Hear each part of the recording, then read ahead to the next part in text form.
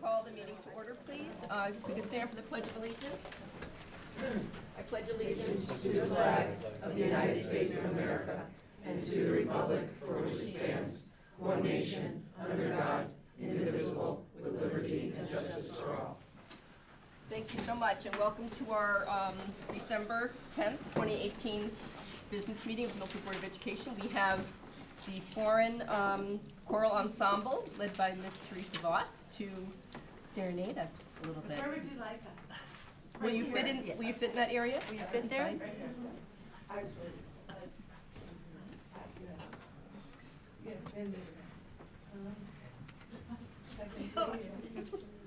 Get us all in the Christmas spirit.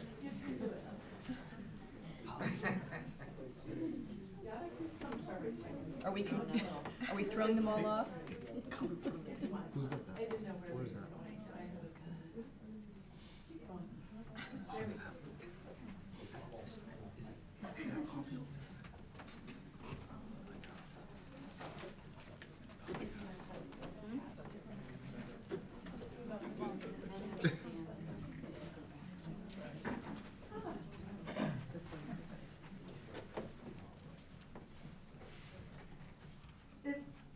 This piece is one that will be on our concert Thursday night. So Thursday night, 7 p.m. Come see us.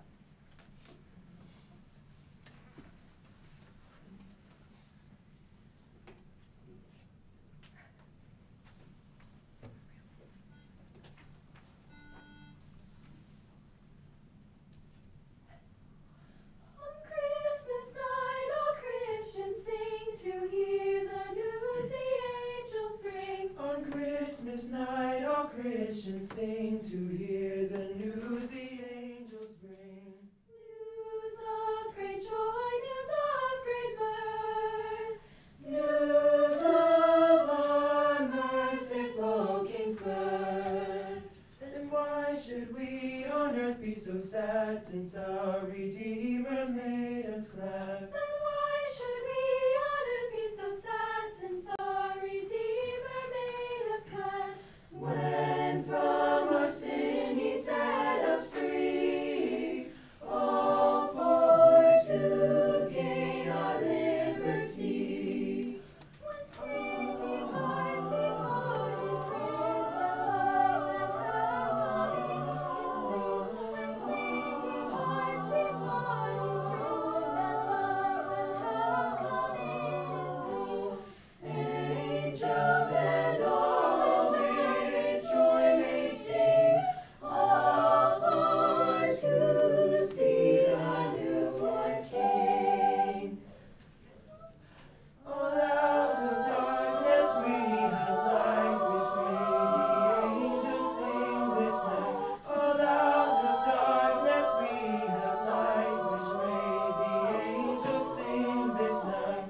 Glory to God and peace on earth, now and forevermore.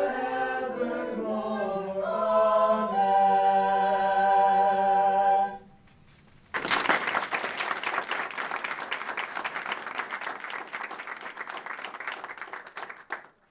And this next one is a favorite of theirs, and hopefully you'll enjoy it as well.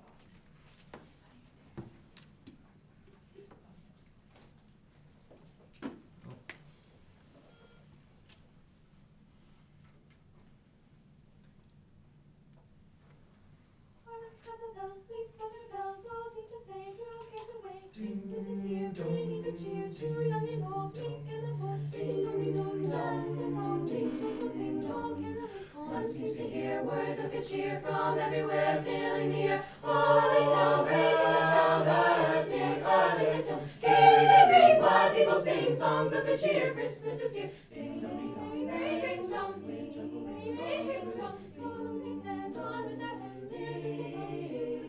how the bells, sweet silver bells, all seem to say, throw cares away. Christmas is here, bringing good cheer. Ding dong, ding dong, ding dong, ding dong, ding dong, that is their song. Ring, ring, ring, dong, ring, ring.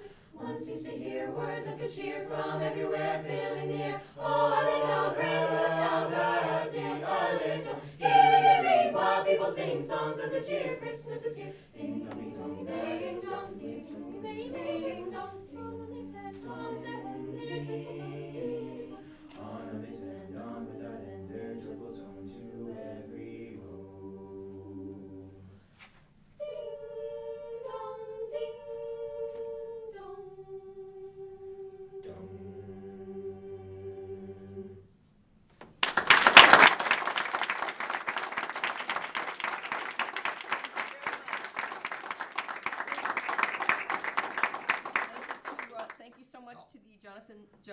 Joseph Foreign Choral Ensemble, sorry, led by Miss Voss. I hope you all have a very Merry Christmas and Happy Holidays. Thank you. Thank you. Thank you. for coming. That was great. We're going to law tomorrow, so. Great. Dr. Kataya, do we have student recognition tonight? We do, thank you. I'd like to, at this time, welcome Jordan McDonald to come forward, please.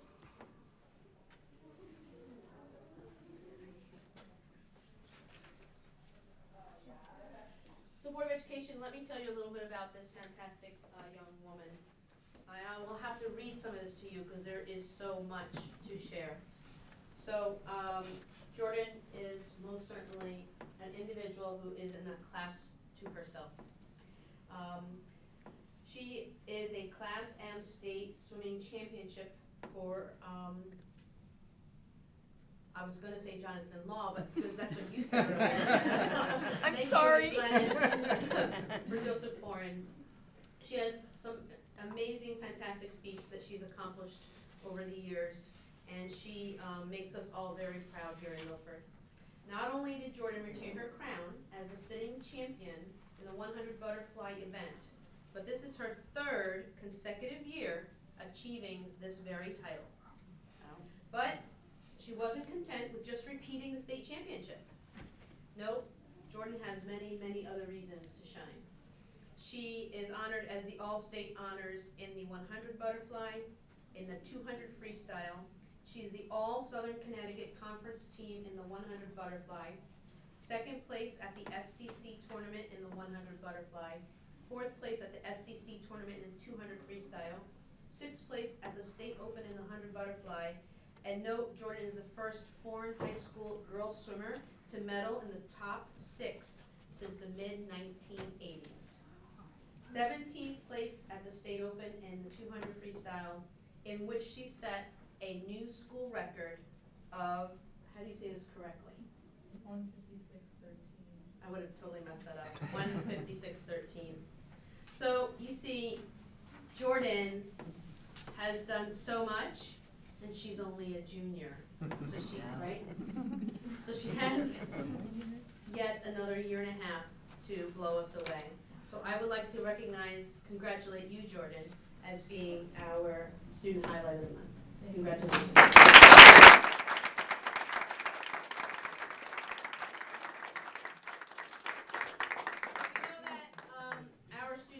Are guided by, of course, the commitment and support provided by her parents. I'm sure Jordan's been swimming a long time. Lots of early mornings and late nights visiting pools and weekends. But also, I would like to recognize her coach who's here with us this evening, Coach Kristen Skuches.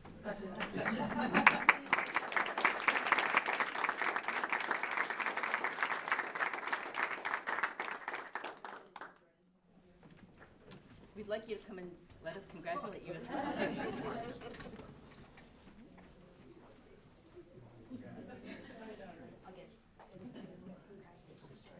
Congratulations, great job.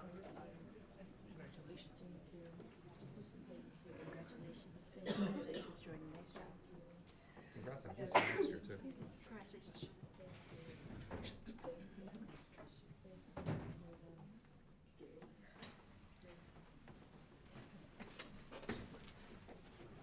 Dr. Kataya.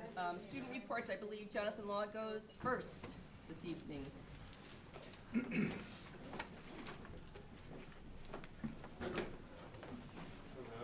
Hello. Thank you and good evening. Hello. Good start.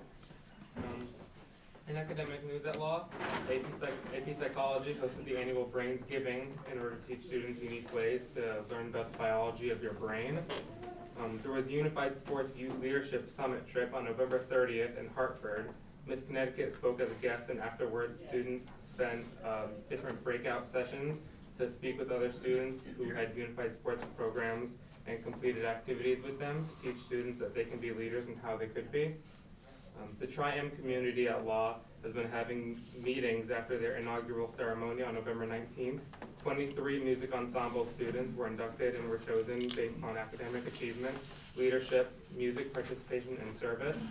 Their goal is to support music in schools and advocate for music in the community. In Law Academics, on November 20th, Law hosted a pep rally to end the school day and get students excited for the Powder Puff football game at Law. Law defeated Foreign on November 22nd in the Thanksgiving varsity football game at Foreign. We have now completed all winter tryouts.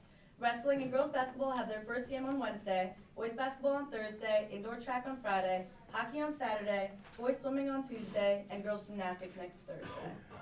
In school counseling news, Military Week was from November 12th to November 16th. 5 branches of the military met with students interested in learning more about the armed forces. In addition, 7 students participated in the ASVAB Career Exploration Testing Day. Junior night was on November 28th. Approximately 73 families participated in this annual event where parents and students learned about preparing for life post-high school. FAFSA Assistant Night was on November 28th.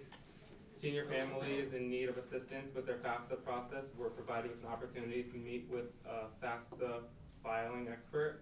The junior class participated in an assembly on November 26th, introducing them to Ace My Interview, an online practice interviewing tool.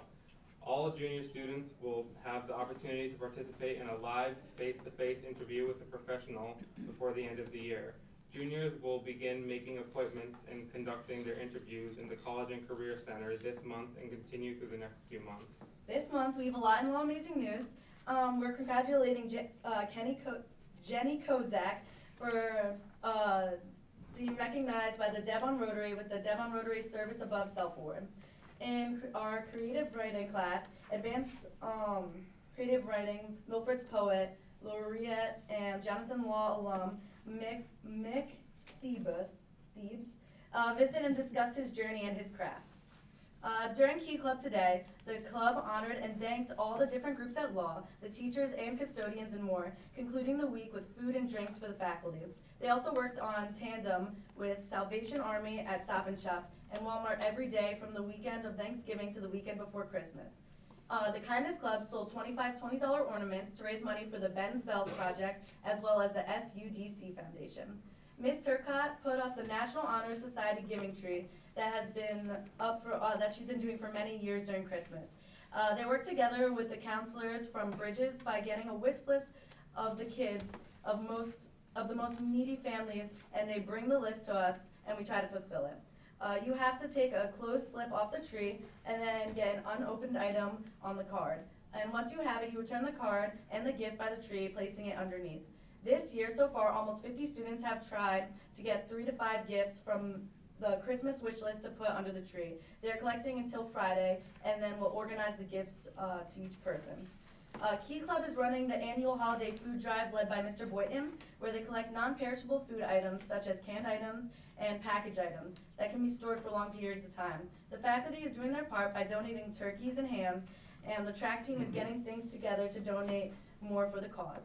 Last year, they were able to provide 15 Law families with a full holiday meal and is expected to do even better this year. On December 4th, Jonathan Law hosted a Natural Helpers Training Day where they taught over 50 kids skills to improve teamwork, friendship, and understanding when and how to set boundaries. Tomorrow, the JLHS Music Department is hosting a Toys for Tots drive at their winter concert, which will continue until the Milford Fire Department picks up on Friday. Jonathan Law and Foreign hosted a book fair on December 7th at Barnes & Noble. At the event, the Kindness Club provided rock painting for people who came to join in, and there is also featured trivia, holiday crafts, and a story time. Jonathan Law honored veterans in the law community on November 14th with a special breakfast and presented Jonathan Law lunch aide Wayne Carson, who served in 2 military branches in the Army and Navy during World War II with a plaque stating his extraordinary military service to the United States of America. Jonathan Law Broadcast Journalism class has begun work on their annual Lawmas videos. Lawmas is Christmas for Jonathan Law. This year they're doing all 3 to celebrate. It was the night before Lawmas, What I Want for Lawmas, and the 12 Days of Lawmas. Can be watched on the YouTube channel. Thank you very much. Have a law amazing evening. Thank you.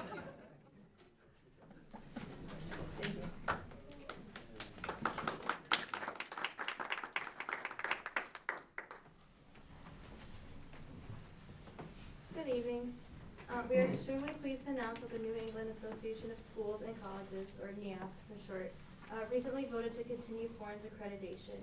And accreditation occurs every 10 years for schools in New England.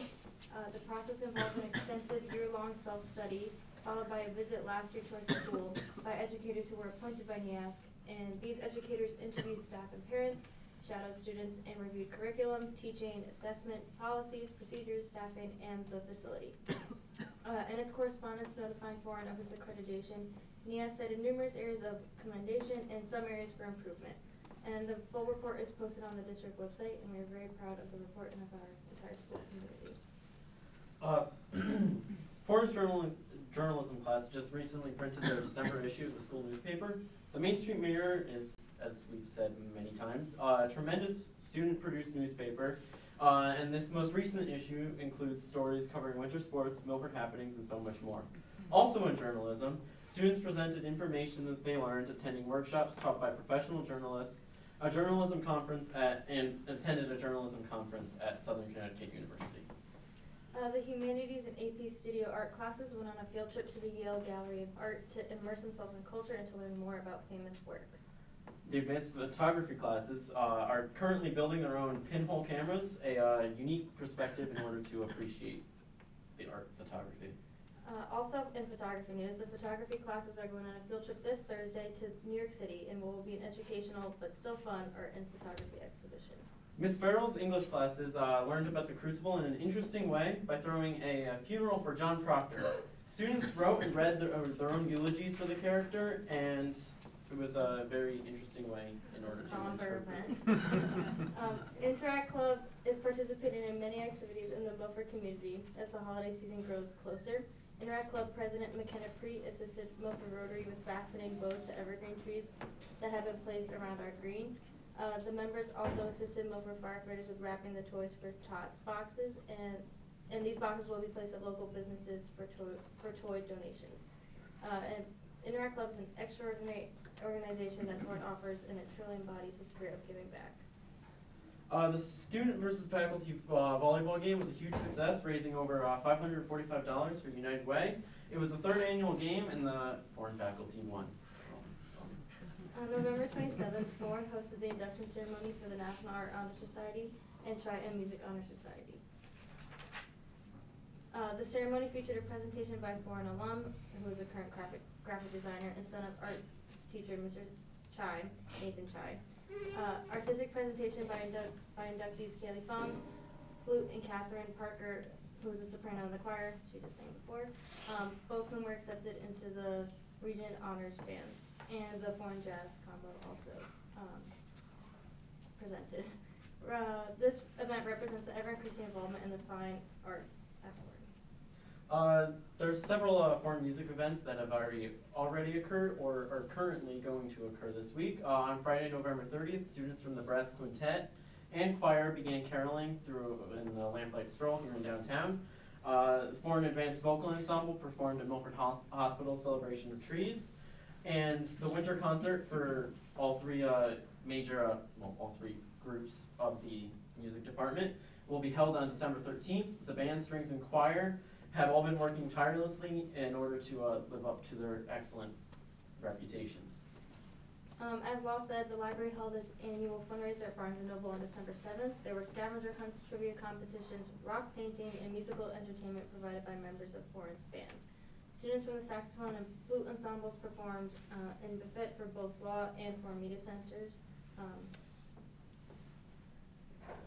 Freshmen who have been thinking about kindness and have each committed to performing one act of kindness in the month of December. After each act, students write down what they did and add it to the growing kindness chain that is in display in our lobby.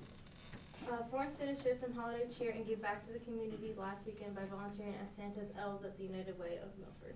And the Foreign Key Club students volunteered at Boss Cubs and Stop and Shop for the Salvation Army Bell Ring. In athletic news, the Foreign Powder Puff team won 27-29 overtime at Law on Wednesday, November 21st. We've had 2 letters of intent that were signed by 2 Foreign seniors. Samantha O'Neill signed for lacrosse for Florida Southern, and Shane McCone for baseball at the University of Bridgeport. The Unified Sports participated with Guilford High School to attend their first Holiday Classics tournament. The students played basketball, participated in a dance party, and sang holiday music, and the day ended with students from both schools eating lunch together. Boys cross country coach retired after many dedicated years of service into the sport. A coaching legend, he will be missed by his team for his tough yet always supporting demeanor. Foreign's wrestling team is partnering with Unified Sports and selling shirts with the logo "We Are One" to benefit the Special Olympics athletes. And on Wednesday, December 19th, the team is hosting its first ever Lion Palooza immediately after school in the gym, with free pizza, free drinks, free raffles, and free admissions for students. And there will also be a DJ and a demonstration by math teacher Mr. Frank Peters on how to watch a wrestling match. And past foreign captains will be attending to help salute the 2017 to 2018 state champions. And finally, the home match versus Shelton will begin at 3:45. And some special recognitions, one of you which you already know about, is there's always several extraordinary students at Foreign, and each month we try to pick out some very extraordinary ones that go above and beyond. And this past month we have had 3. One is Jordan McDonald. Obviously, it goes without saying, she's done extraordinary in her both athletic as well as her academic achievements. Ryan Farrell, who is a senior who has been accepted into the National Association for Music Education All-Eastern Honors Band.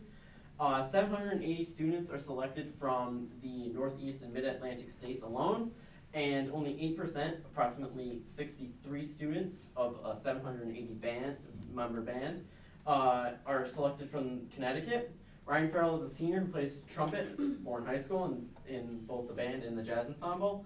As well, he's been accepted into the Region Honor Band from his sophomore to his senior year, as well as the All-State Band in both his junior and sophomore years.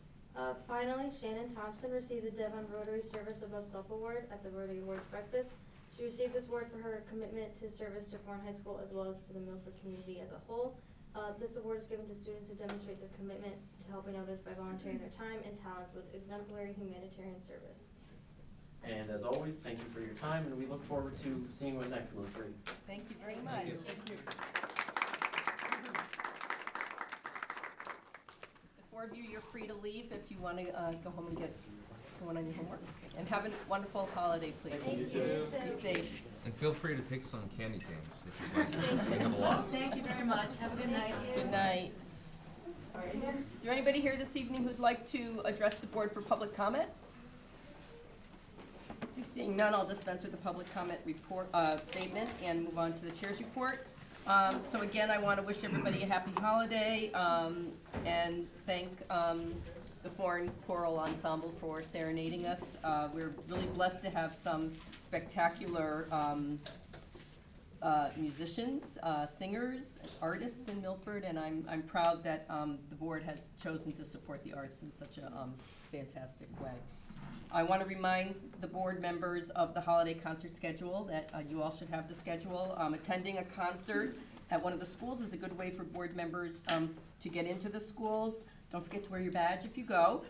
Tomorrow's the senior bus trip to Jonathan Law for the senior citizens. So if you have not already done so and you wish to go, please let Mrs. Griffin know so that we know who we're waiting for. The bus will leave about 6:15. We should over by the behind near the auditorium, the apartments that are near the auditorium at the back of Parsons. So just shoot Mrs. Griffin an email or let her know later if you plan to attend. Just a reminder that there's no committee of the whole meeting in December. We meet next at our business meeting on Monday, January 14th, and this will officially begin our budget work with workshops following on Wednesday and Thursday, the 16th and 17th, and then the 23rd and 24th of the following week. So I'll send everybody an email closer to that time to remind you of the process that we use for our budget deliberations. You should have all gotten an email. If you did not, I did forward it to you all regarding the CAVE Leadership Legislative Breakfast that's being held on, I think it's the middle of January, I think it's the 16th. Please let me know if anybody would like to attend to that. It's in the morning. The CAVE conference was held let's see, it was the 16th, 17th, 18th, around there. It was that really snowy night, was the first, was the beginning of it. Mrs. Federico, myself, and Ms. Petrosky attended, as well as Drs. Kutaya and Fedigan. You feel free to share some of your experiences during board comment if you so choose. And then the meeting calendar is later on the agenda, the Board of Education meeting calendar. So I ask that we adopt this calendar tonight in order to comply with the state statute. These are our regular meeting dates for 2019 on that list that comply with our board bylaws. And so that any other meetings that we hold or schedule during the year for any reason would be considered a special meeting. But we do need to get that voted on this evening. So are there any liaison reports? Mr. Pawlowski. Thank you. Yes, I have a liaison report from the Board of Health. Two updates in particular. One, Yale is continuing its purchase of Milford Hospital. And I just want to let everybody know that they are looking to keep Milford Hospital open, which is, of course, a good thing. There will be a shift in focus on geriatrics at the hospital, just so everybody is aware of that. There will be an ER that is going to continue. So that's definitely helpful. Also, the Board of Health runs the Parent Leadership Training Institute, which I believe Adam has part of. Anybody else in part of that? No. But it runs on a grant, and the grant seems to be running low or drying up. And there was an ask, a kind of call to arms, seeing if any of the in-city boards would be able to help fund them. I said I wasn't sure about that, but I would bring it up and just pass word along. The funding helps to provide dinner and child care for parents as they go through the leadership thing. I believe it's a pretty helpful program. Adam, could you give us a bit more background on that at Sure. all? Is that all right? Yeah, so it's a 20-week program. It's about 25 parents who go through the program. Typically, the Milford Public Schools has participated, the superintendent has spoken, the mayor speaks throughout the program. And at the end of the program, each parent is responsible for a community project. Some of the community projects have included the Milford Education Foundation, was started by parent leaders. There are folks who have run for office like myself. There are folks who have done, I believe, the Citizens Guide to the Budget that we put out every year that goes along with the Milford Public Schools budget, was a project of PLTI. So it's a great program. I actually wasn't expecting you to talk about it, but I actually have my pin on me tonight. There you go. So it led me to run, and I think it's a really, really valuable program for parents of the district, and has led to some really good programs being initiated. From what I understand, a lot of the people who've graduated from the program have gone on into leadership positions across the city, so it seems to be a very helpful thing for the community. Again, I don't know if that's something we could ever do, but I said I would bring it up. Okay, thank you. Thank you. Any other liaison reports? Claire? Just a quick one from Planning and Zoning. They approved with conditions an 18-unit housing development on 690 New Haven Avenue, and most of them are one-bedroom units, but there were a few two-bedroom units as well. Okay. So, Thank you. Any other liaison reports? So PTA Council, their meeting was canceled. It was that horrible snowy night again. And but I did attend the Education Foundation meeting. They had a recap of the evening under the stars, which went really well. They sold out, and they may wish to do this again sometime this year. They're looking to potentially do it a second time. The group was having a hard time getting a commitment from the city for a meeting room for their meetings in 2019. So I was able to connect with Mr. Riccitelli's office regarding the potential for some district space, which I'm happy to say I believe is working out. So their meeting place will change, but their meeting nights will stay the same. And that's all that I had. Anybody else have any liaison reports? Okay, seeing none, we'll move on to the superintendent report. Thank you, Ms. Glennon. I'm happy to share with you some information this evening through some administrators that are with us it's sort of a preview to budget season, as Ms. Glennon mentioned. On January 14th, we officially kick off that season, but you'll see some items in there that need no explanation, but one that we're going to talk about tonight that may need a little bit more explanation. So while we won't talk about dollars and cents tonight, we're going to talk about concepts and ideas around flexible classroom seating. And this is a concept that we're hoping to slowly but surely over the course of the next few years try to transform our physical spaces in our school buildings to make them more conducive to teaching and learning as represented in current time 2018. So our middle school administrators are with us, Mr. Gottlieb, Ms. Carlson, and Mr. Cabana, to help us envision what it could look like in a few classrooms. What we'll propose in the budget is to have about 3 classrooms in each building, roll this out starting in the middle schools next year. We're also looking at piloting some spaces at our 2 high schools. Mr. Berkowitz and Mr. Thompson is with us this evening as well, if we have any questions as to what we're envisioning there. So I'm going to turn things over to our leaders to share a little bit more information about what we envision for physical classroom environments in Milford. Good evening. Thank you so much for providing us with the time and the opportunity to speak with you tonight on our hopes and dreams of our classroom design and our classroom space for our kids in the Milford Public Schools. So I think as Dr. Kataya said, as we continue to shift our instruction to more student-centered and student-directed, we really think that our kids would benefit from greater choice in classroom design and the ability to choose and move through flexible seating and greater opportunity within the classroom. And with this being said, our hope tonight is that you really get a taste and kind of a sense of what we want our kids to have every single day when they walk into a classroom. Good evening, everyone. Steve, Shannon, and I selected a quote and a video clip that we think really underscores the opportunity we have to really transform learning at the middle school level. The quote is from Steve Jobs. He said, "Everyone here has a sense that right now is one of those moments when we are influencing the future." Everyone here has a sense right now is one of these moments we can influence the future.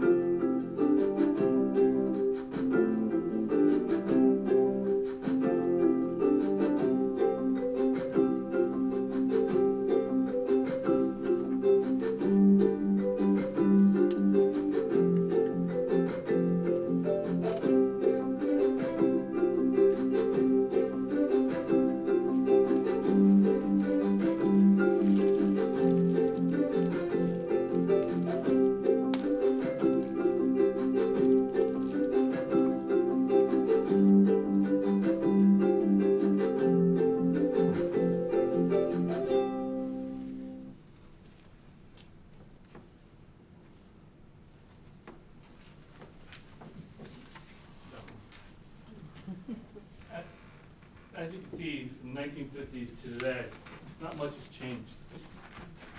You know, in order to influence the future, we need to first understand the past and the present. So think about it. Nothing has changed really in the classroom design for the last 80 years. However, during that same time span, a lot of educational reform has taken place. Think back in the 1980s with the publication of A Nation at Risk. We had focused more on student-centered curriculum, a bigger push for math and science in our schools, and standards came for teachers and students. 1990s, we had more legislation placed on schools by government, by federal and state, and more policies, a lot of them unfunded, as you well know. 2000, we had No Child Left Behind. Another reform that kind of was put in place to assure success for all students. 28 years, a lot of reform. 80 years, we still have classrooms. So, as a cohesive group, we would like to show you our envision for the future classroom. Providing flexible seating for students will allow them to have a greater opportunity to move about the room, greater mobility, collaboration, adjustable seating, modular seating. The video showed a variety of these different activities where you can start a lecture and quickly move into a small group or a pair. Thanks to the Board of Ed and the superintendent and assistant superintendent, the one-to-ones will also lead to that as well. So I have a couple special guests I'd like to introduce. We have our media center specialist, Lisa Vecina. She played an instrumental role in designing our media at West Shore Middle School, and I have two outstanding students. Ada Rodriguez, come on up, Ada. Jermaine Curry, come on up, Jermaine. And they're going to talk specifically, and Lisa too, on what this type of environment has afforded them to do. So just quickly, if you look at the redesigned areas, you're talking about adjustable seating and adjustable tables, talking about opportunities to plug in devices, you're talking opportunities to work separately and together as a group. So it's our hope really that we empower these young students to have the opportunity to learn and to grow to reach their full potential. So if you hit the space bar. You want to talk a little bit about the design of the media center? Maybe our two students are joining. So this is one area in our large space. We have a great new flexible and collaborative space, and that was the two biggest themes that we kept thinking about when we were planning the new spaces. Square footage wise, it didn't really change from what was previously there, but the way the space is used has dramatically changed, and it's changed the way we can do things with students. So you see in the middle there, those are tables that we can rearrange. You'll notice they're kind of cut out. So currently, if the way they're set up, we can have 6 students working there together. In the center, there's a tower if we needed to plug in a device. They're able to do that in the moment and not worry about their device being not charged. But those tables can be rearranged again in whatever configuration it calls for at that time. Did you need to make more of a rows because we needed everybody to see one of the smart boards that these are facing? Or do we need to make them wider so that we can have more groups of students together and work collaboratively? These two particular students are really active with our school news, which we film in the library. And I asked them what they thought about the space that they get to use all the time and come down with their different classes versus maybe a regular traditional classroom.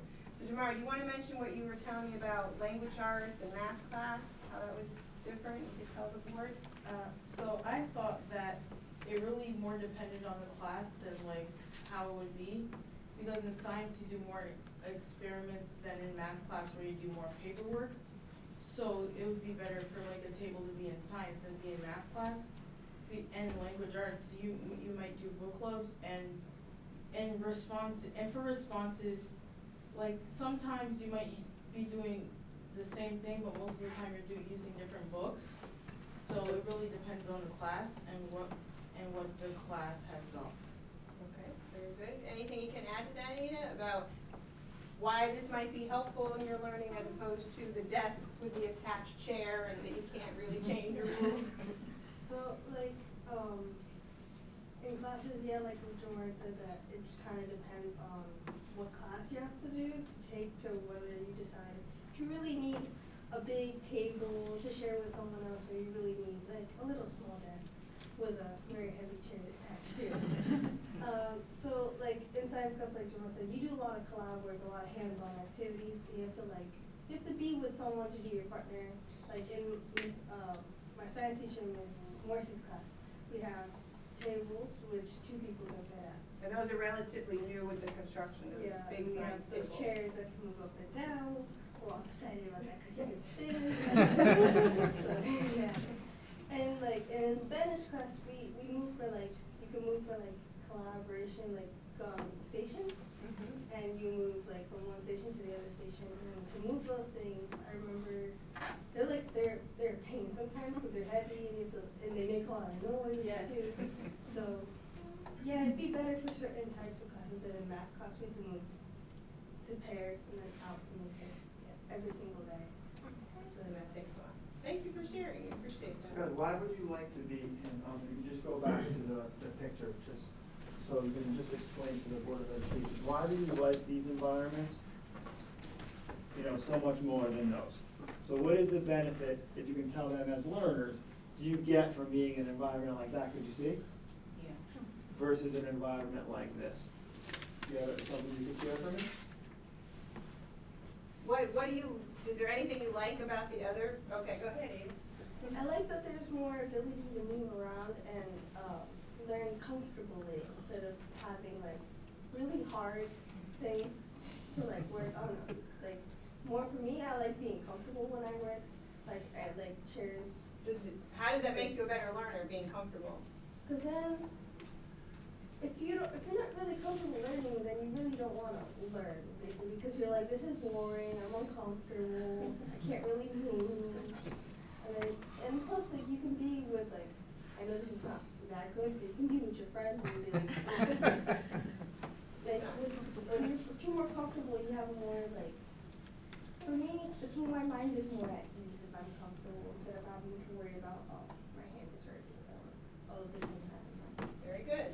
Jamar, what about that? We have this great setup where there's a table that several students can connect to and use the same monitor. So if they're doing a group project, they can all connect and click their Chromebook on in the moment and share with their partners progress or a site that they found.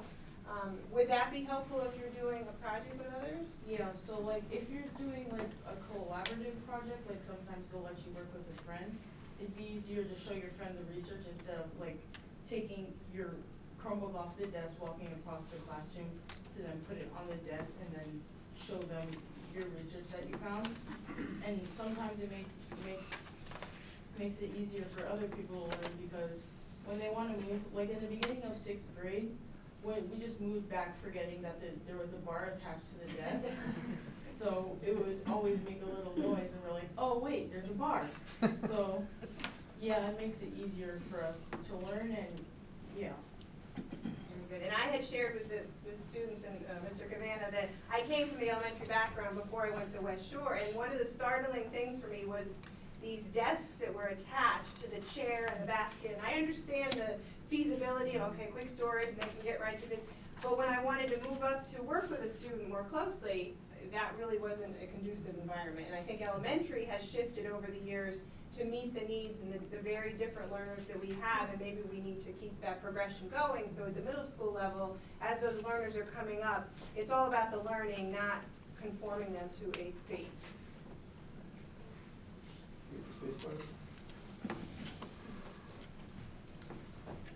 Thank you. So, I think as we heard loud and clear from the kids, and I'm a little jealous, by the way, of your library at West Shore. I'm a lot jealous.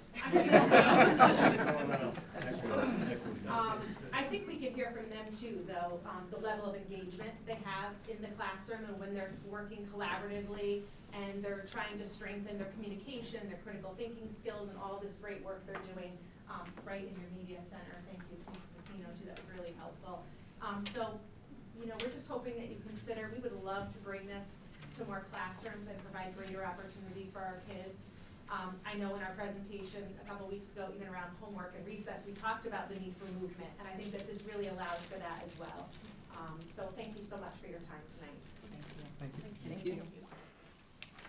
Did you have anything that you wanted to add, Dr. Kataya, before we have questions? Yeah, I do, thank you.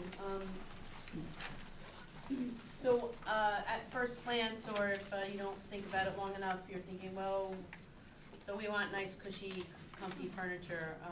It's much more than that. If you consider it, can we go back to the 1950 slide? If you don't mind, please. The picture on the right is actually a picture of a classroom in Milford, at Harborside, right? So imagine yourself as an adult spending 6 to 7 hours in that space.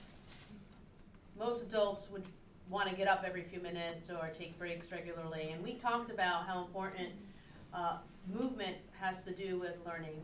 So this is a much deeper dive than just having comfortable furniture. This is making a learning environment that helps our students engage with one another. I appreciate our students saying they want to work with our friends, but one of those skills that employers tell us are critical is how to work with others. And oftentimes, that's the one of the major causes on losing your job, as opposed to actually knowing how to do your job. So this furniture or flexible seating initiative, which I'm hoping we will be able to implement in all 14 of our schools, is something that helps with the learning environment. It's not just having nice furniture. It's much more than that. So just wanted to add that blanket statement to the work. Do you have questions, board members? Mr. Pulowski? Thank you.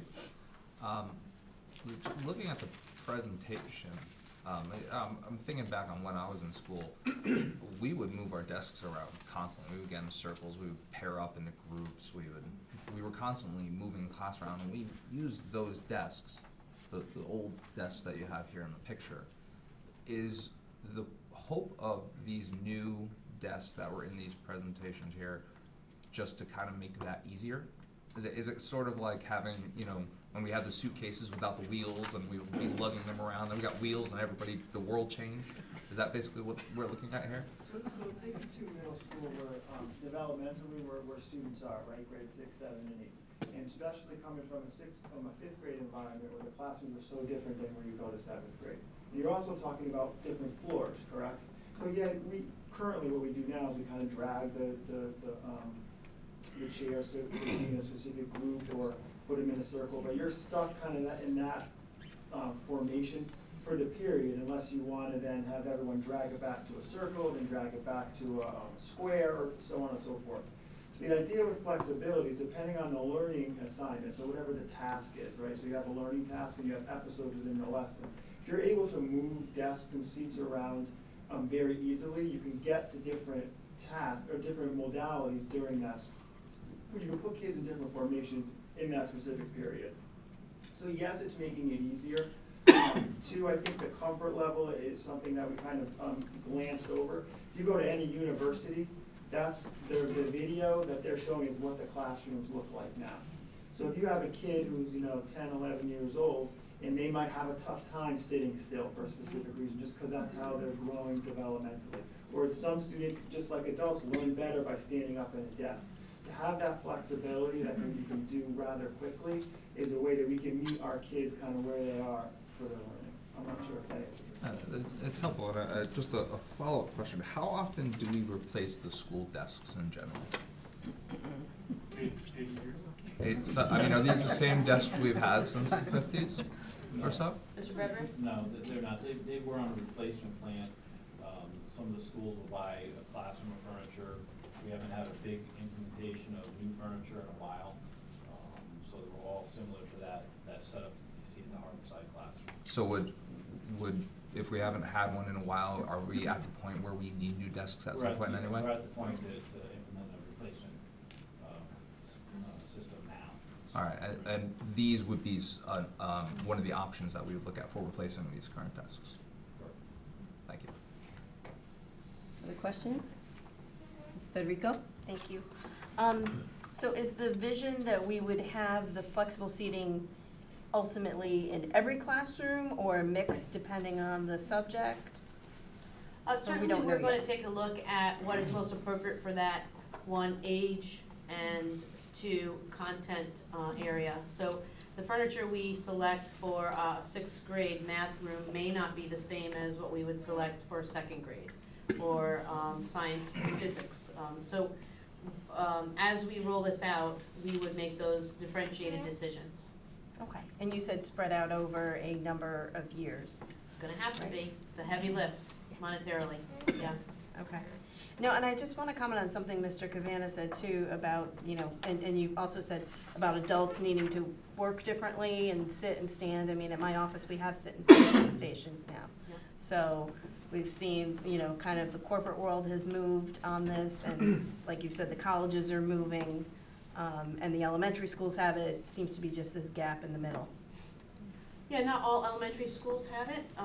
As far the desk and the chair are separated, but there are those other pieces of classroom furniture that could be more conducive for learning at that age. So we'll be looking at some revamping there as well. Right, I'm just thinking today they typically have a rug or somewhere they can shift Yeah, off yeah, to yeah. to get away from the desk. There are 2 areas at the high school that we wanted to start with, and that is our library media centers. If you've noticed, those spaces are very, very different, even in common public libraries, places where students or young people, even adults, go and study or do work.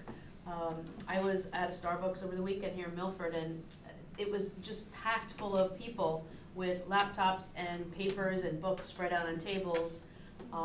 So we've had dialogue at the high schools on transforming those spaces, likely initially, before we get to other classrooms. Are we bringing in coffee? That would make me go there. Other questions from board members? Mr. DeYoung?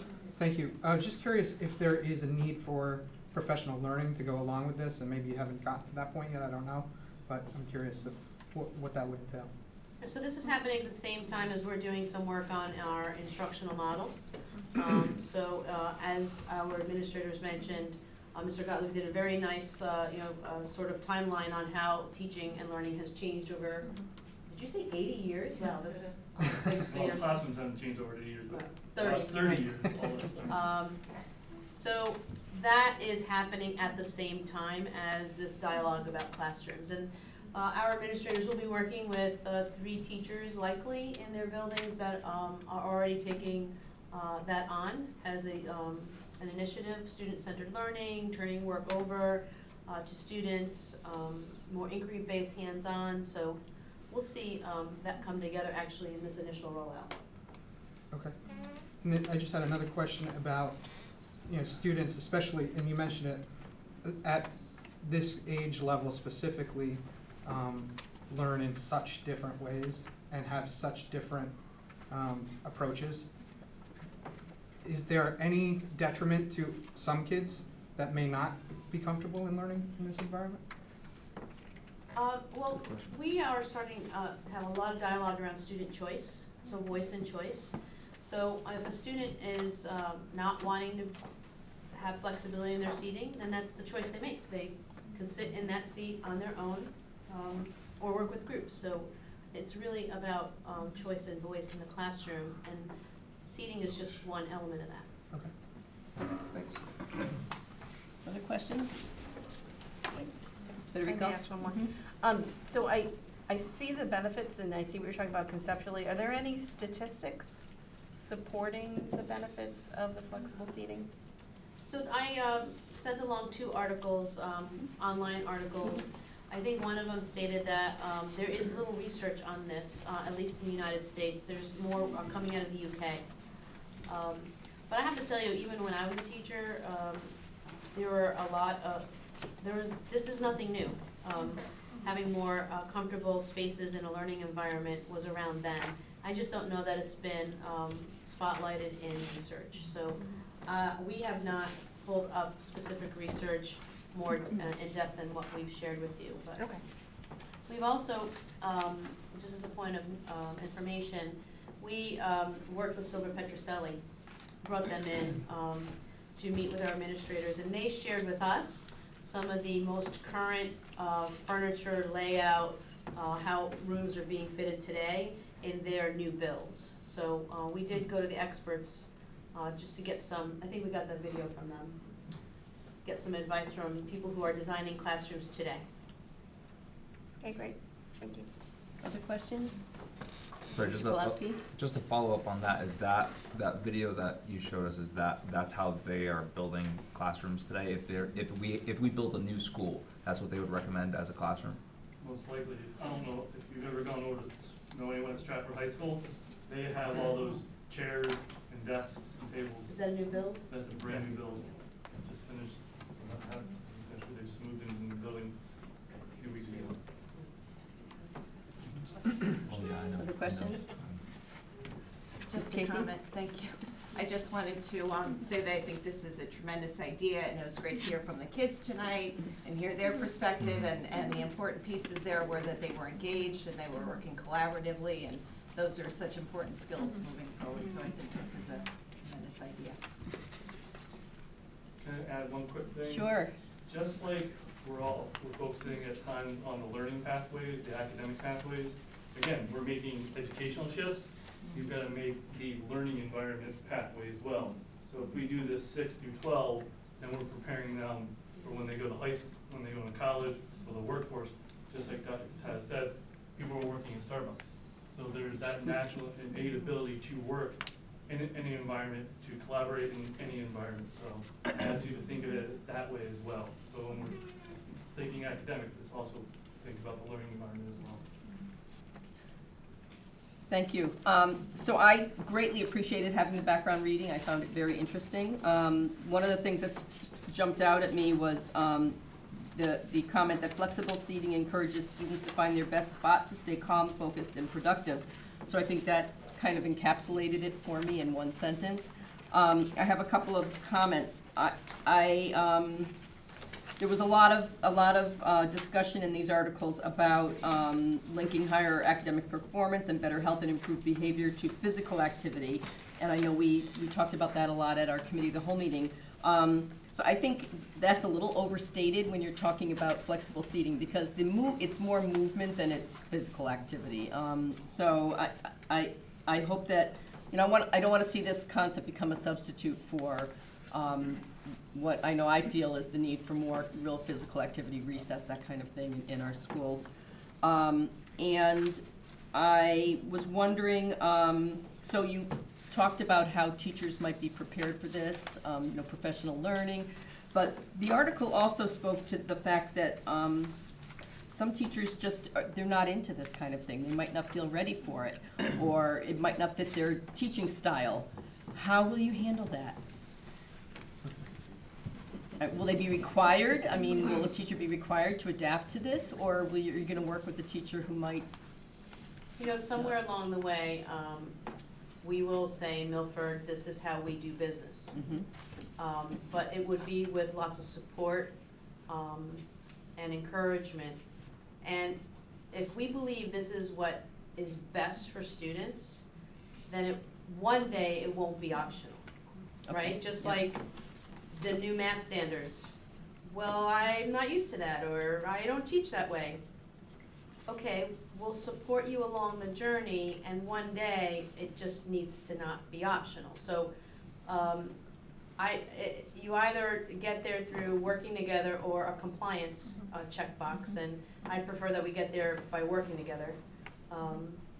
So okay. It will be in all of our classrooms in Milford. All right. And I would ask that you just give careful consideration to what you choose, and think long-term and down the road, because a lot of times it's, you know, something is purchased and then there's an aha moment down the way. Oh, it doesn't do this, or it can't do that.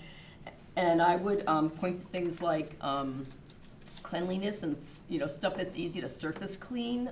You know, a couch is probably not the best, you know, upholstery is not the best thing to keep clean. Right, Mr. Bradbury? They had the curmudgeon in on the meeting.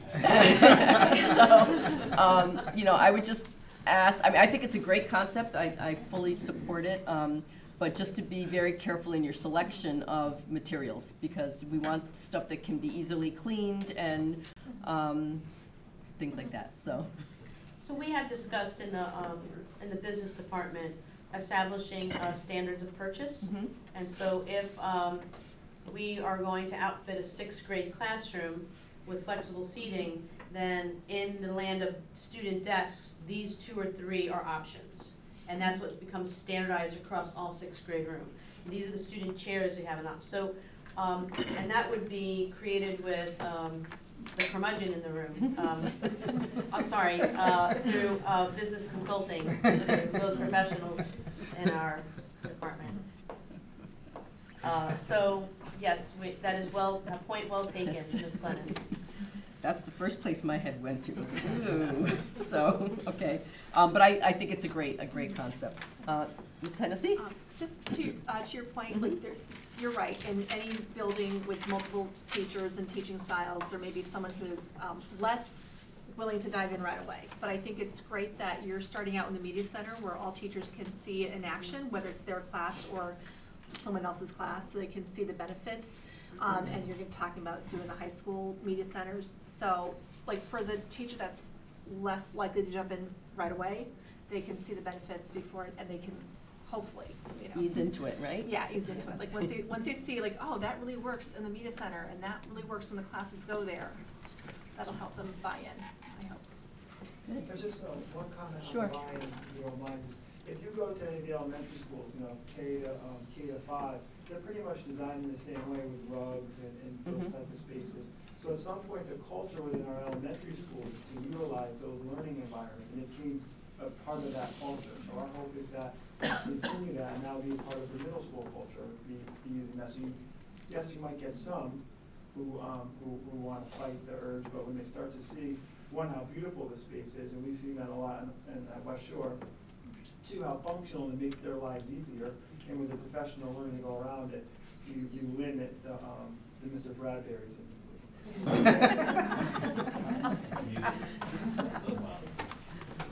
Okay, any final questions from board members? All right, well, I look forward to more to come then. Thank you. Thank you. Thank you to our middle school, high school folks. Thank you so much. here. Yes, thank you for coming. Thank you to the students. Well done. You guys can go home and do your homework if you like. Administrator. Thank you.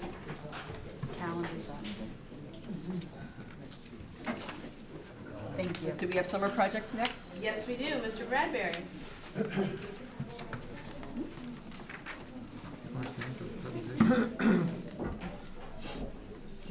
Oh, I don't have Is it on there? It's been my favorite for a couple of years. Yeah. Good job there. So you weren't here for the presentation, Mark? No, it wasn't his method, it was the previous one before we went. So we did give him a limit of 145 slides. Aaron and I came. It was after the election, but before we started serving. And it was like, we were here till Welcome, thank you for having me this evening. I apologize for missing last month's meeting. So this is a quick review of Sorry. Don't push that. I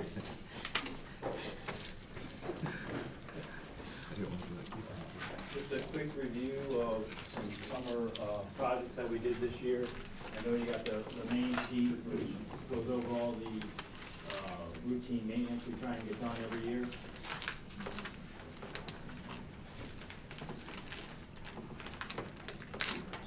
Open the door.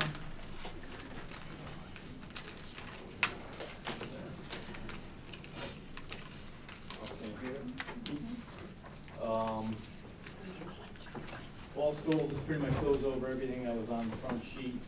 We did, we installed some notification strobes in the gymnasiums, they're a loud area. What happens is kids can't hear the announcements, so we have a blue light that will initiate a message. Upgraded all the playground mulch, and installed all the portable ACs for all of our classrooms. Cap 10 Meadows is the first school we're going to start with. We did we're starting a cubby projects at all the schools. You saw that Matheson last year. There's some stuff in the nursing. We just met with the contractor today for the cafeteria tables. We're going to be replacing those over the Christmas break. This is the nurse's cabinet. This is original. And we're able to upgrade it, eye wash station. This is, we did the roofing project a couple years ago. You see the exhaust fans on there. We replaced all the exhaust fans on the roof to help with some airflow. JPA, we didn't get a whole lot done there. We did some grounds projects. We had some repair to the pervious concrete. This is a parking lot project we did about 10 years ago. And we had some decay in the concrete, probably just from salt, cars coming in and out, kind of the concrete there. Backing. Live Oaks, we did some property line. One of the issues we have, we do a lot of, we're getting more and more into this clearing back the property lines. We have a lot of older trees that are hanging over neighbors' yards. This is before, and this is after. And this was a difficult spot to get. We actually had to put a little temporary road in to get the machinery back there. I couldn't get on their property any other way. This is Live Oaks. We installed another playscape in the back. This is it here. Matheson School. We did a few more at Matheson. I think we did nine cubby installations at Matheson. Their cafeteria tables, we're not gonna get those this round. We're only gonna do 2. I'll have to wait till April to do theirs, I think. But this is the part of the cubby replacement project. These are original units. You can see they're all starting to fall apart. There's some sharp edges on there. And we replace them like this, so from like a unit. This here is the fence lines that we talked about. This is the back of Randolph Road. And we're trying to push everything back to the existing fence line. So what happens is the briars come over, the kids get entangled, and it just helps keeps the property a little cleaner. The solar project, this is, we're getting this is up and running this is up and installed at Matheson School. This is the inverters, they convert the power, and get it back into our switchgear. Are those running right now? These are, they are not online yet. This school is not online, right? Correct. We have Jonathan, the ones that are online are Jonathan Law, East Shore, Orchard Hills, Pumpkin Delight. Yeah, that's it. This is not, we're waiting for a connection with UI. Sorry, jumping ahead here. This is Meadowside. We did some work here, a lot of paving work. I was able to get the whole back of the parking lot done. We added a new pathway to the back to the Robert Street Apartments. We have a large population that cuts across this field every day, so we were able to get that in. This is the back parking area. We did this project with Tilcon.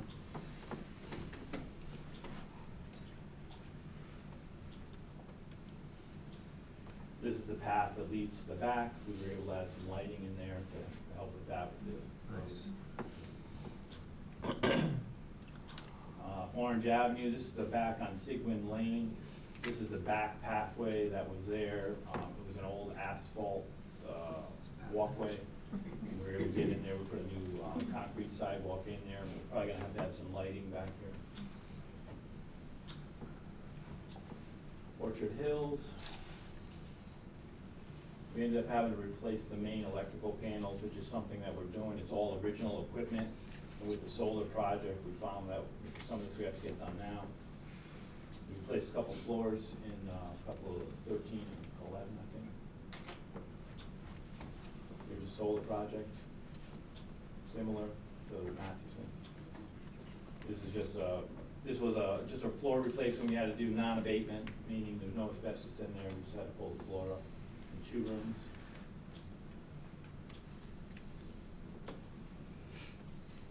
These are exhaust fans that we did at Orchard Hills also. Pumpkin Delight. We added a bunch of sidewalk in the back. We had to repave a center courtyard, and it tied into some other work here. That walkway you see going to the basketball court is their fire egress. They have a fire alarm. That back wing has to go to this area. There's some steps that were put in the back of Pumpkin Delight that we took those out to make it so more accessible to parts of the building. This is the courtyard that we had to repave. That was the condition prior. That's what it looks like today. A little area for picnic tables. This is Pumpkin Delight also. This is the solar array.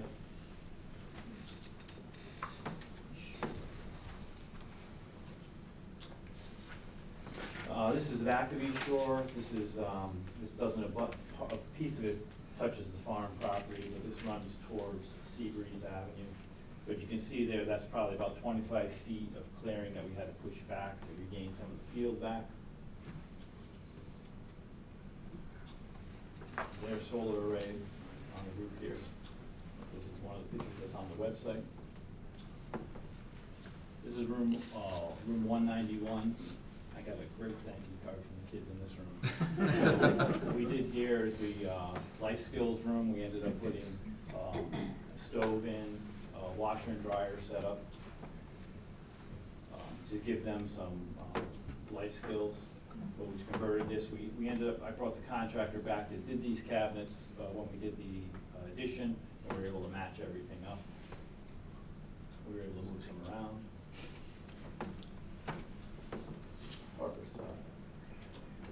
Harborside, we ended up, we renovated 2 classrooms at Harborside. What happened was we got into a floor abatement issue. We had some floor tiles that came up. So while we're in there, we ended up pulling the ceiling out. The ceiling was in need for repair, so we did that, painted the room. We did the teacher's room and 2 classrooms. And this is the end result. New ceiling, new LED fixtures, new flooring, fully painted. Media Center was up for paint. This was done in 1999. And so we ended up coming through here. We pulled out, everything came out, all the bookshelves came out, the books were all packed up, replaced the carpet. This was the computer lab.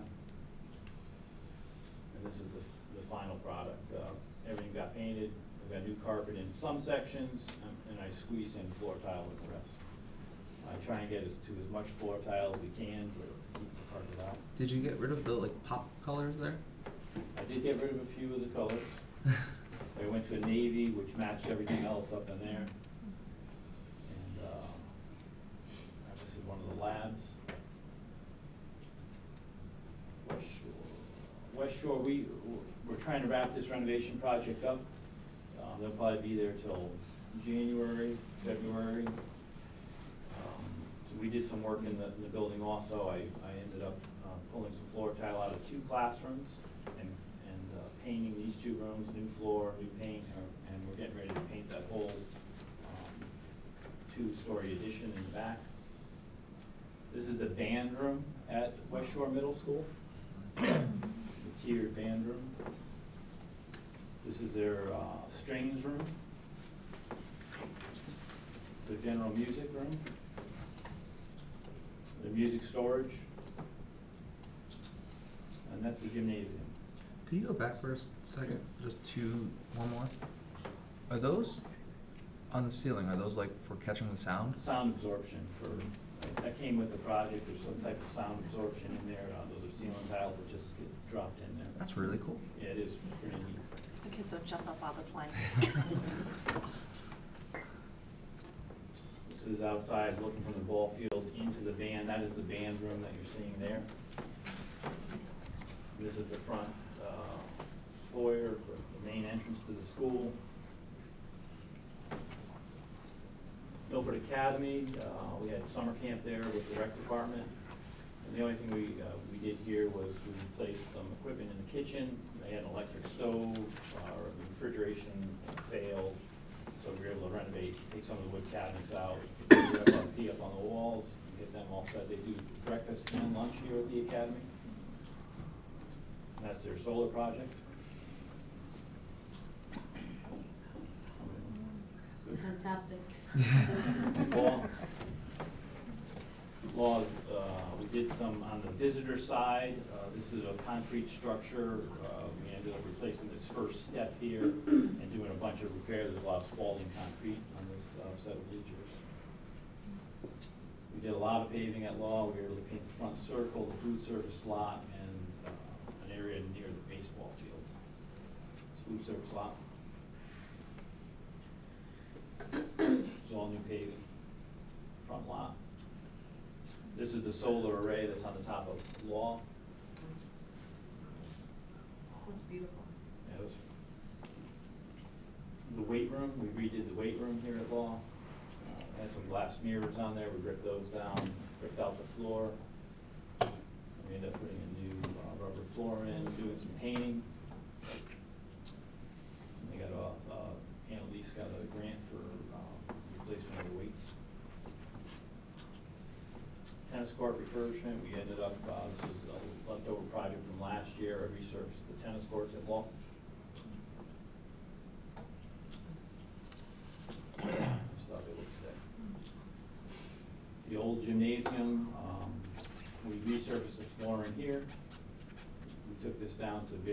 see how it gets worn, tape gets down, pulls the finish up, and it just wears out. We did a bleacher replacement project.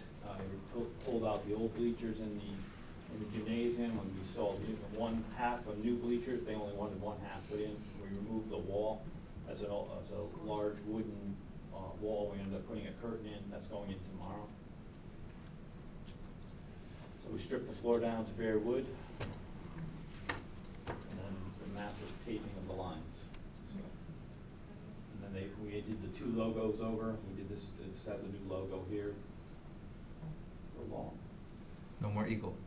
No more eagle. And that's the new bleachers, electric bleachers that they come out on a controller.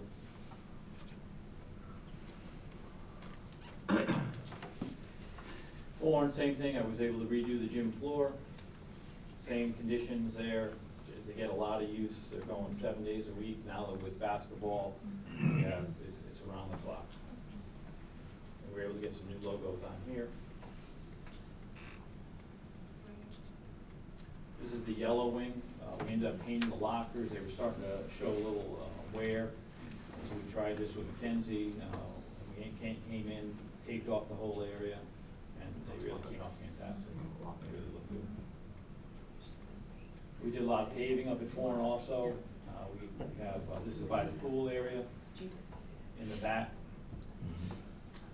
This is original pavement that you have here. So we ended up replacing all this. So we had a water issue here. So this is walking back out of behind the pool, down the hill to the baseball fields. And now these bleachers are now sitting on that paved surface. We needed a spot for those to sit, so Tilcon did that for us. We added some parking here on to the left. I had people parking on the grass all the time anyway, so we paved it. This here is the start of the Don Civitello Memorial. We did this July.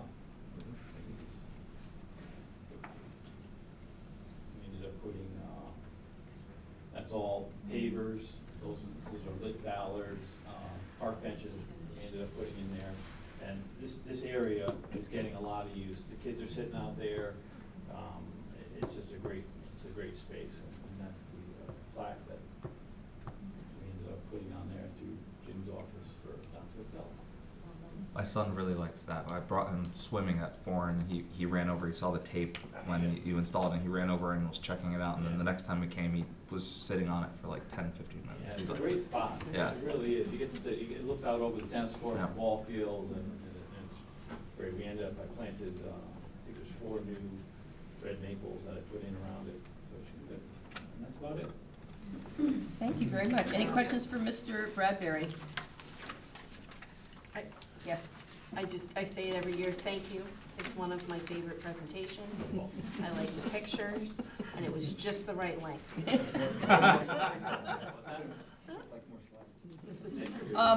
I have a question about lighting the back pathways. So why would we put lighting back there, or, go through that process to put lighting? One is because we have a pathway back there that the public is walking on.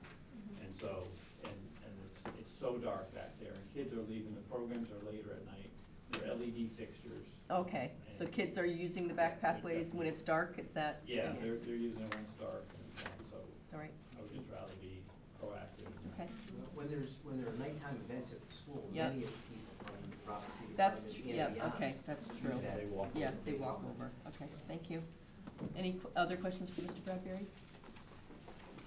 Ms. Casey? Just a comment, I just want to piggyback off of Ms. Federico's comments that thank you very much for the presentation and for all your hard work. I know it's a 24/7 job, you and your entire department Thank you do a very much. tremendous job, so thank you. Thank you. Mr. Pulowski? I'm just curious, did the budget that we increased, I believe we increased the line item for the projects, did that help at all? It always helps. I mean, we're getting to a lot of those. I didn't. Were you able to get to more this year? I won't get to more of those till next summer. Okay. By the time it rolls around, I really don't get that money until July. Gotcha. And I've already booked the summer by April, so it's hard to squeeze all that in, but now I'll start buying out all that project for next year. Mr. Dion? Just had a question on the schools that have the summer rec programs. Yes. does that impact what you can do, or are you able to work around them, or how does that work? It impacts us. We have to make a change at one of the schools this year because we had too much going on there. I can't get through the whole school. Yeah. So we ended up trying to get a block of it done. I'll start doing overtime prior to 4th of July to get as much of it I can clean and wax and ready for kids then. But it does impact on how we go through the school. Do those programs rotate school to school, or are they usually at the same one? Sometimes I can push them around a little bit, but it's hard because the rec department they have a base that they're using. Yeah. And then we have more summer school programs going on, and we're trying to fit everything in, so it's a 12-month a year Sure. run, so. Okay. Yeah, it's difficult, but we get it done. All right, thanks. No other questions? All right, thank you so much. You're welcome. Have a Thank nice you very holiday. much. I Thank you. appreciate it. Thank you very much. Just want to recognize also publicly Ms. Glennon, Mr. Bradbury and his team's work. It's really phenomenal what they could pull off. It is. Working all around us. Yes. That's what's happening most of the time, because we don't ever really shut down our schools. There's always something happening. So I want to publicly thank Mr. Bradbury and his team. Thank you very much. Appreciate it. Thank you very much. Thank you. Thank you. Have a nice evening. Thank you. So I can move on to the calendar. I think the presentation got closed out, so I'll start talking from the handout if that's okay. Certainly. So the two pieces to this item. One is reviewing the results of the calendar survey that was administered to our community, as well as then looking at a proposed calendar, first read. We'll have some time to think about it, we can vote next time, okay? So just briefly, in 2014, there was legislative reform, uniform regional academic calendar put in place statewide. Since then, as of 2017, that requirement was repealed. So that gives Milford flexibility in establishing its own calendar now. And so therefore, based on that, there was a commitment to administering a calendar survey, and the results are now before you. So I'm not going to read every single number to you, but if you move to question 1, first day of school before or after Labor Day, you will notice the parent-staff response. Something to note, as a side note actually, Ms. Benetti was instrumental in developing this information for us this evening. She developed a survey, crunched the numbers for us, so thank you, Kathy, for doing that. But Ms. Benetti also has institutional history, noting in multiple of our conversations that there was already a calendar survey administered to our Milford school community.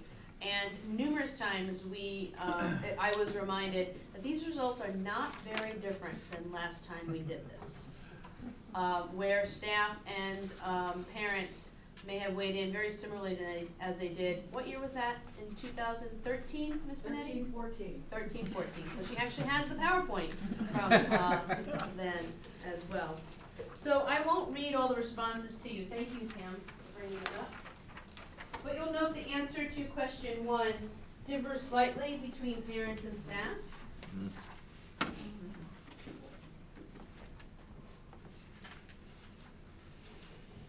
Is it working?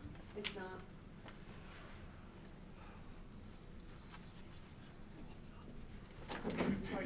Sorry about that.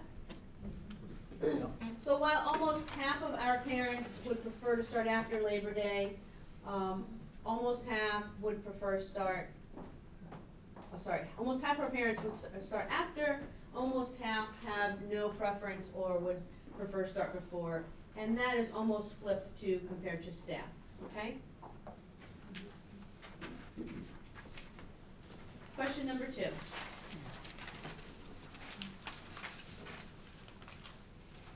Answer to, should kindergarten start the same as others or 2 days later? Please note that there is a large portion of our community and parents, staff, who don't have a real strong preference here. So therefore, my recommendation moving forward for the 19-20 school year is to open before Labor Day. Teachers would report that Monday and Tuesday prior to Labor Day.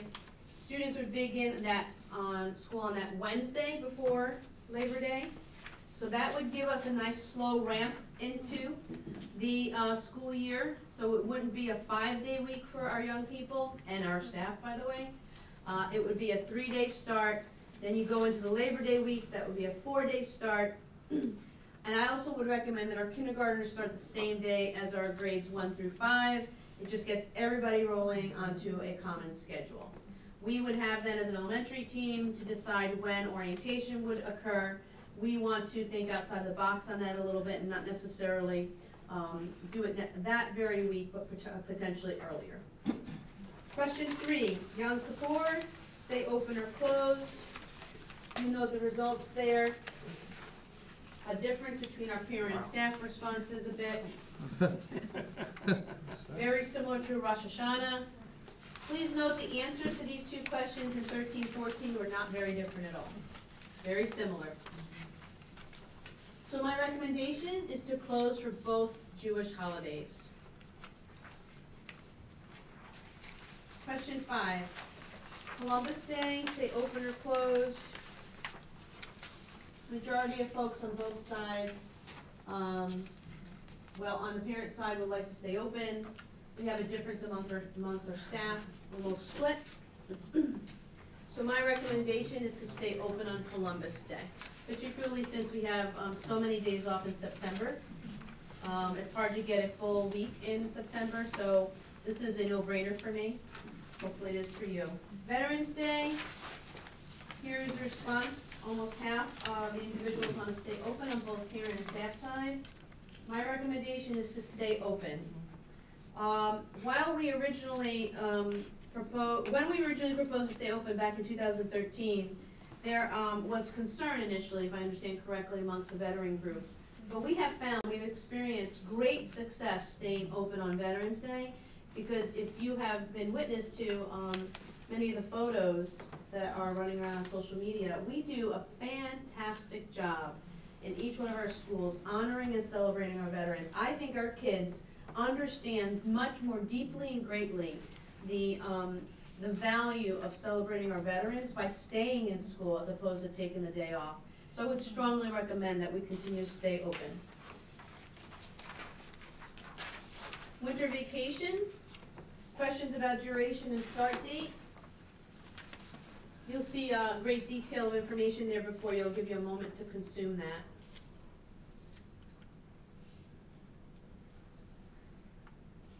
On both parent and staff side, there is strong support for having a 4-day long weekend closing the Friday before President's Day. And therefore, my recommendation is to do just that. Continue a winter vacation that is 4 days. Start on Friday before President's Day. Return to school on Tuesday after President's Day. Spring vacation. Very, very, very strong support for having a week off with Good Friday. Therefore, my recommendation is to do just that. Have spring break Monday through Friday, which includes Good Friday, and school's back in session the Monday after Easter. So if you'll turn now to the, you have a copy of the proposed calendar. You will see these recommendations baked into a 1920 calendar. With the first day of school for students on August 28th, staff would come back on Monday the 26th. You'll see the holidays and days off that I recommended in the PowerPoint presentation here. If we follow this calendar, we should be out of school pending not too many snowstorms on June 9th. That's all I have, Ms. Glennon. All right, thank you. So just a housekeeping from Ms. Griffin. On the copy that I had in my packet, the highlights for the holidays are not showing up. So okay. for the second reading, if you could change that formatting so that the highlights, like, you know, Labor Day, you can see it on your. So September 2nd Yeah, and yeah, September 30th, normally, there right? should be like a, I think they're normally, whatever the. They're shaded. They're shaded and Yeah. they didn't show up in the copies, I guess. Oh, And thank by you. and large, this seems to be, from my recollection, a very similar calendar to what we had prior to the the requirement to have the regional academic calendar. And at that time, it's not a calendar that I ever heard any complaints about. Board members have questions? Mr. Dion? First, I just wanted to say that the survey, I heard like from a huge amount of people, which I never hear from anybody, that it was really, really well done and easy to use and very, very clear as to what the questions were and what was required, so thank you, that was really great. I have a question. Well, first of all, I want to make a comment about the start date. I think this works really well for this year. I'm a little bit concerned about what happens next year, and I know we don't get to next year, this is just this year, but because this previous year in 18-19, we had the 2 Jewish holidays right in September. So we had a lot of stop and start, as you remember. So just something that we should keep in mind for next year. I also wanted to ask about the Professional Learning Day in March, on the 5th of March. Is there a reason that we have that on a Thursday as opposed to a Friday?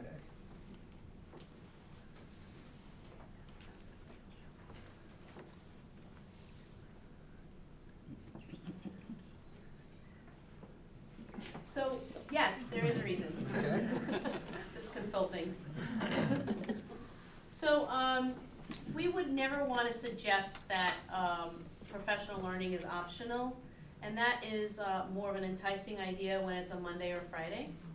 So, we want to ensure attendance on that day. So we put it during the course of the week as opposed to a Monday, Friday.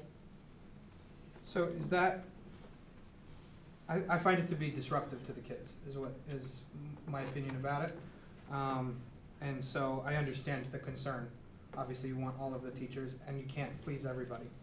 But I find that to be very disruptive in the middle of the day, especially when we have, other holidays like, that you can't avoid, Election Day, other half days that you have that we can't avoid.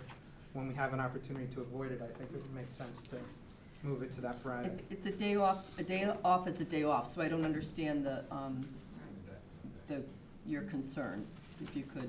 Well, it's a Thursday, so if if you think about it, if you have a day off in the middle of the week, and then you go back, or not in the middle of the week, towards the end of the week, and students I'm thinking of, not Right, necessarily. right. To me, it's disruptive to the students and to families who, have to take time off in the middle of the work week. To me, it's more disruptive than doing it on a Friday, where you could do it as a long weekend. Because if you come back, I don't think students are particularly available, and I defer to the professionals in the room, obviously, for learning on a day where they've just had a day off and they know the weekend's coming. Is there a reason why we couldn't do it on Wednesday the 4th, so that you have 2 days in, 1 day off, and 2 days back in? That's not an early dismissal, right? No. So, I don't see why we couldn't. I think our kids are more flexible than we're giving them credit for. They bounce in and out. If this is a matter of being convenient for families, I respect that, but I get so few opportunities to have an entire staff here. I don't want to give them an opportunity for a 3-day weekend. So I respectfully say, how many full professional development days are there?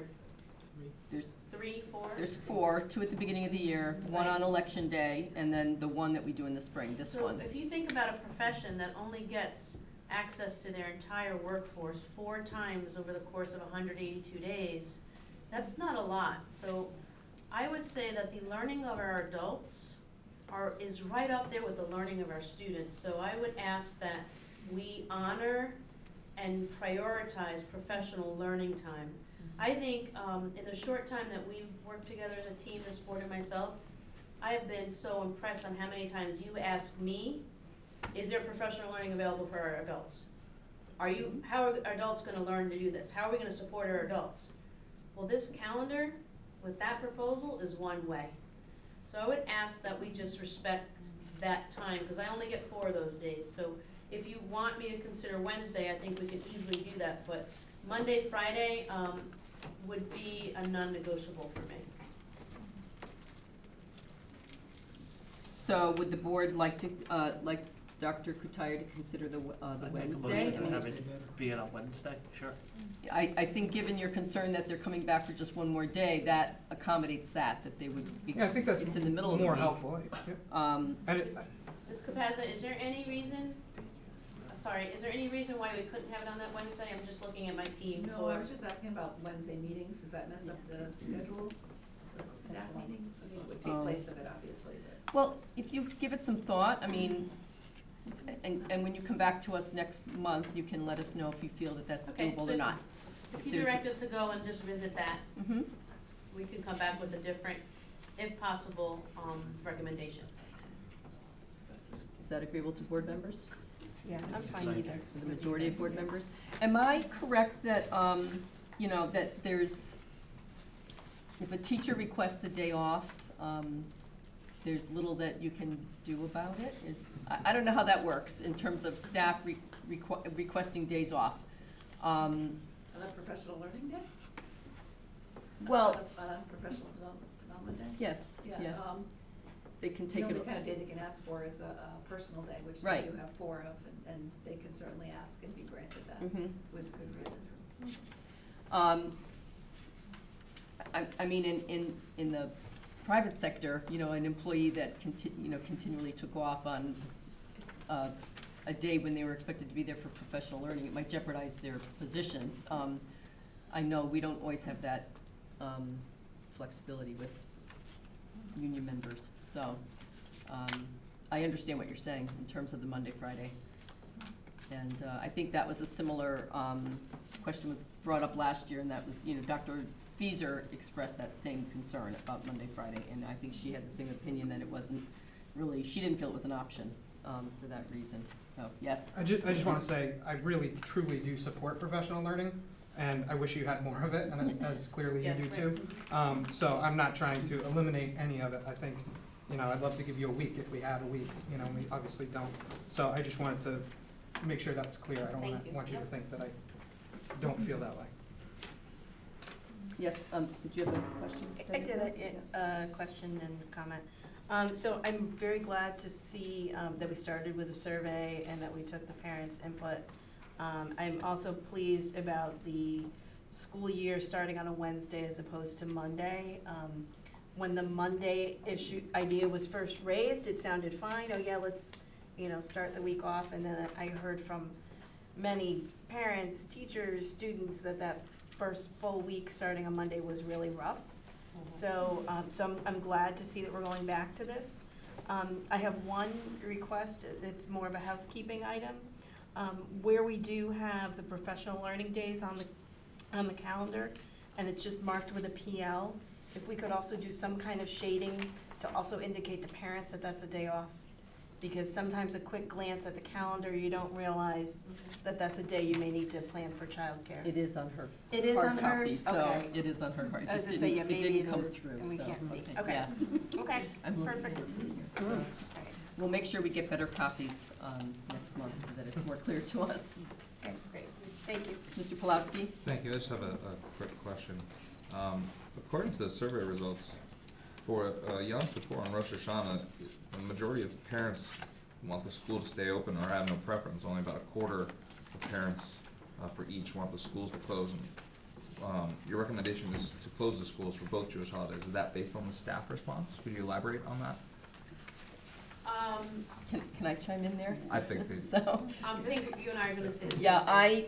this was an issue that came up when we did the survey the last time, and we attempted to close to open on those days, and there was considerable backlash, and we changed course. So I personally would not go back to attempting to be open on those days.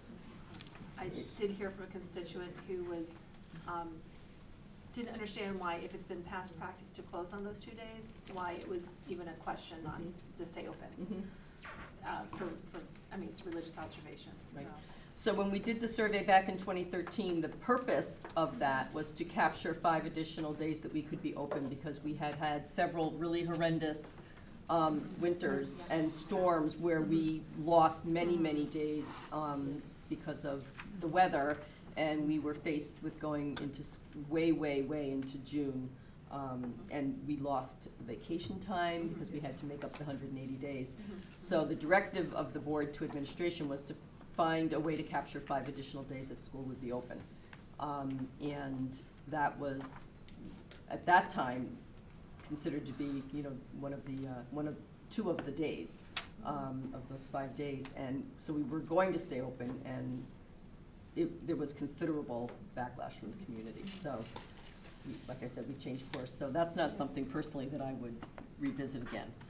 Well, I wasn't saying we should revisit it. I just wanted to have some kind of reasoning on the record, because I also think that the school should be closed. But I just, based on the survey, parents want the schools to stay open, Maybe so I that's why I wanted didn't some mean sort to of a reasoning for it. So, yeah. Yeah. No, I think So- there should be a demonstration of being culturally sensitive. We're closed now. Cool. It's a 2-day difference. Yeah. We're open Columbus Day, that helps Veterans Day, gives us an opportunity. So I think there's a balance there. And it still gets us out by the 9th of June. If this was creeping into the 3rd week, I would likely make a different recommendation, but there's space there, there's room. Thank you. Any other questions on this? Okay, then this will come back for a second reading and adoption at our January business meeting. And you'll give some thought to that March date. We will, thank you. Thank you. So we have, next up is the 2019 Board of Education meeting schedule. There's little to explain here. Follow the same pattern from years previous. So again, this complies with our bylaws in terms of when we meet. And there's that one Tuesday on May 28th because of the Memorial Day holiday. Are there any questions on this? Seeing none, I'll entertain a motion. I move that the Milford Board of Education approves the 2019 Board of Education meeting schedule. So, second? Is there any discussion? All in favor? Aye. Any opposed? Motion carries unanimously. So just ask Ms. Capasna to give us a human resources report. Thank you. You have my December report listing the job postings as well as all the personnel changes for the month. Resignations, retirements, terminations, and stipend appointments. The only thing I want to point out, which you don't, there's a couple of retirements, and I wanted to report, to date, we have 7 retirements for the end of the school year. Actually, 1 which is occurring sooner than that, but the other 6 are occurring at the end of the school year, and that's, I think, in due to the fact that we offer an early retirement notice incentive in the teacher's contract of $500.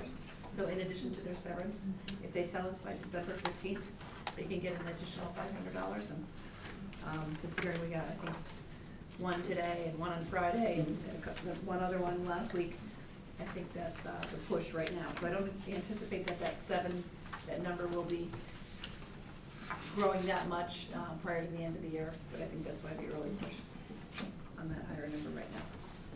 What does that bring us up to for total retirements? Just the 7? Just the 7, Just the 7? yeah. Okay. For this new school year. I had a question. When we talk about retirements and we talk about the average of 18 and that's how we budget, is that just teachers, administrators, or is that everybody? No, just teachers. Just teachers. Okay, just teachers, okay. Because I think some of these are they all teachers? No, there's a paraprofessional Yeah, in we here. have some So, paras. so when you say 7, that's 7 teacher Just teachers, retirements? yeah. Okay. Sorry, I should have specified that. Okay, thank you for the clarification. Mr. DeYoung? I just had a question about if, sometimes we have the one-on-one paras. If they were to resign mid-year, do we have subs for those people, or how do we handle Yeah, filling actually, those if we positions? get a resignation mid-year for a para, we replace them. So we put the posting up and replace them right away. But so who fills the position while you're, Oh, we do have para subs. you do, okay, Not as many as we'd like, but, yeah, yeah. okay. We managed to shift around and get other people to help until the new person comes on. But we've been pretty lucky about getting good hires pretty quickly. Great, thank you. Any other questions on the human resources report? Ms. Federico? Just a quick one, so it's, on the job postings page, Yes. the subs each show up as originally posted with a prior date. Is that just because you use the same Yeah, actually, standard for the posting? substitute teachers, we put it up August first, and then if it closes, because after a certain amount of time it automatically closes, we reopen it if we feel we don't have enough subs at that point, so Okay. that's why it says that all the time. And your food service and your paras show up as originally posted in Oh, wow, yeah. 2017, but it's just the same Yeah, standard we should probably let description. it close for a couple days and then repost it, so it doesn't show, so. It's okay. Next time. Thanks. Any other questions? Okay, thank you for that report. Thank you. I'm gonna ask, Mr. Ricatelli to give us a disbursement report. Thank you, Dr. Mataya, Mrs. President, members of the board. In your package is the listing of all of the disbursements for the district for the month of November that are over $1,500, and I'll be happy to answer any questions that you have. Are there any questions for Mr. Riccitelli? Mr. DeYoung? I was just, was curious if we've seen any results from the solar project. I know a handful of the schools have gone online.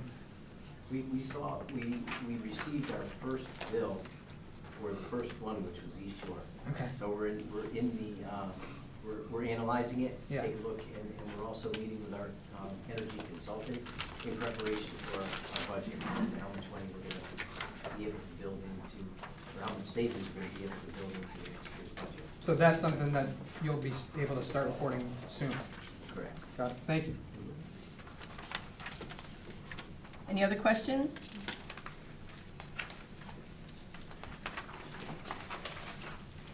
All right, seeing none, we'll move on. We have the consent agenda. Ms. Federico, do you have a motion for the consent agenda? I do. I move that the Milford Board of Education approves consent agenda items, consideration of minutes from the November 12th, 2018 business meeting, and the November 26th committee of the whole meeting. Second that. All in favor? Aye. Any opposed? Motion carries unanimously. You just give me 1 second. All right, we have next on the agenda an executive session.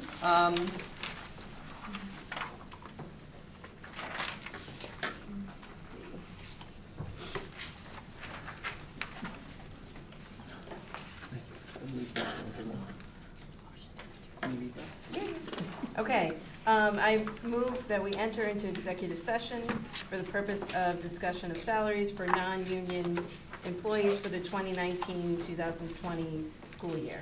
Second that. And we're inviting into the session Mr. Riccitelli, Dr. Kataya, Dr. Fedigan, Ms. Pasna. I don't know if we need you right now. So just those 4 people? All right. A second? Second. Second by Mr. Fermender. All in favor? Aye. Any opposed? Okay, we will, motion carries, and we will enter into executive session. We'll move down to the, so this is Assistant Superintendent's conference. Yeah, sorry about that.